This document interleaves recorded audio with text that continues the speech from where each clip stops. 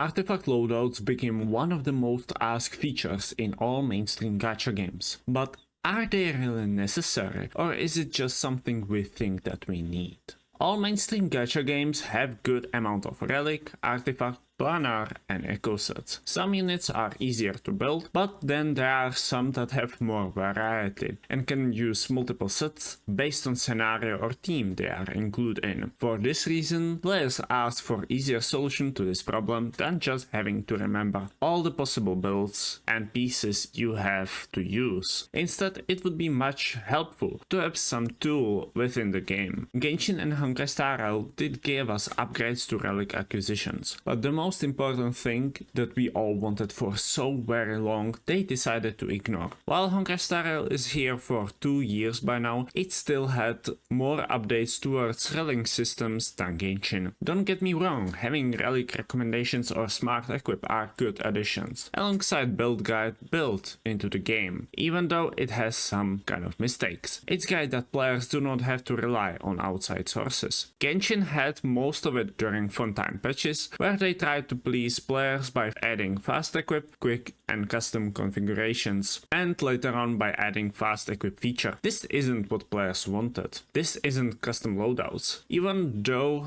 there have been couple players who probably use this feature, it isn't what the majority wanted. However, still thinks they know better than we know. But as consumers, players and customers, we certainly know what we need. At least majority does, I hope. But then Wuthering Waves came and said, hold up, wait a minute, let's try this. And they did it and made echo loadouts. Keep in mind that it's not even a year since WoW released, and we already have something players ask from Hoyoverse since Genshin launched. Isn't it sad? But why is Relic Artifact Echo Loadout so important? Is it an idea for elitists or hardcore players who spent months or years playing the game and they have multiple sets for all kinds of characters? Well, that's one side of the coin. But as I was thinking about it, I even had to use 3 brain cells instead of usual 2. I came up with conclusion that even casual players can find a way to utilize such feature. But first, how do I define casual and hardcore player? Casual player is someone who logs into the game when they feel like it. They don't care about lost currency from non-frequent logins, they just log in whenever there is new update, or they just wanna play for a bit, play the endgame content if they like it. While hardcore player is someone who plays to min-max their stats to focus on clearing the endgame. They play daily while trying not to waste any energy, so they have the maximum use every single bit of it. But that's rather broad difference, right? So how can casually use such feature? Well, those players do not have large bank of relics or artifacts. Loadouts can allow them to create custom presets for those players when they have characters that can use the same set to share them. In case of Genshin, this would also count for the offset pieces as well. This would ease the amount of time spent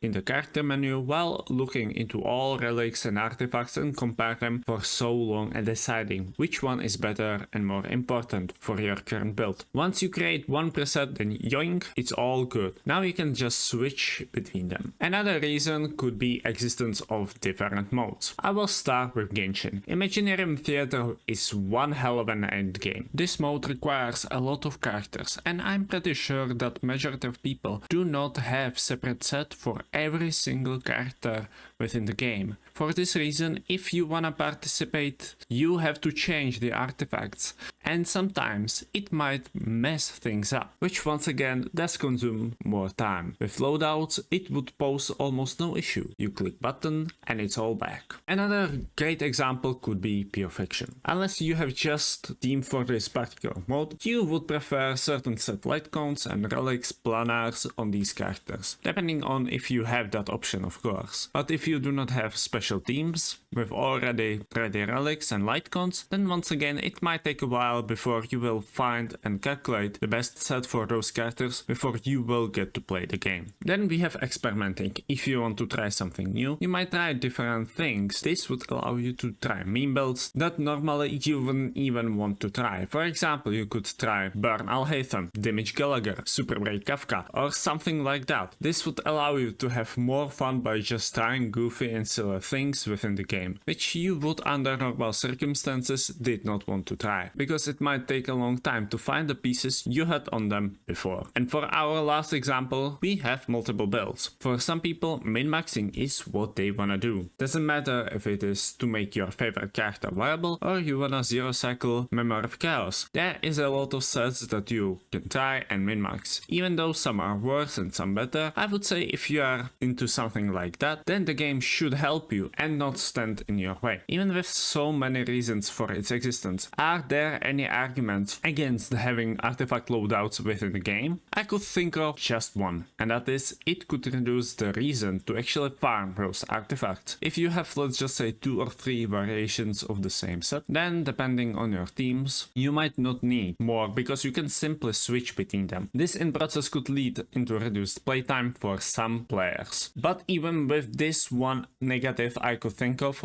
artifact loadouts I believe are worth it, because artifact loadouts are something that might make restricted gameplay fun for both types of players. It would save time while also making sure that all kinds of players might engage with this system and spend more time within the game itself. Not everyone will engage with it like it is with everything. Let's just take a look at Genshin TCG. Almost nobody interacts with it and it's still getting some kind of updates. At the end of the day, I believe artifact loadouts might exceed Hoyoverse's expectations. But what do you think about this? Do you agree? Or did I miss any pretty crucial reason why to include this or not? Let me know in the comments down below.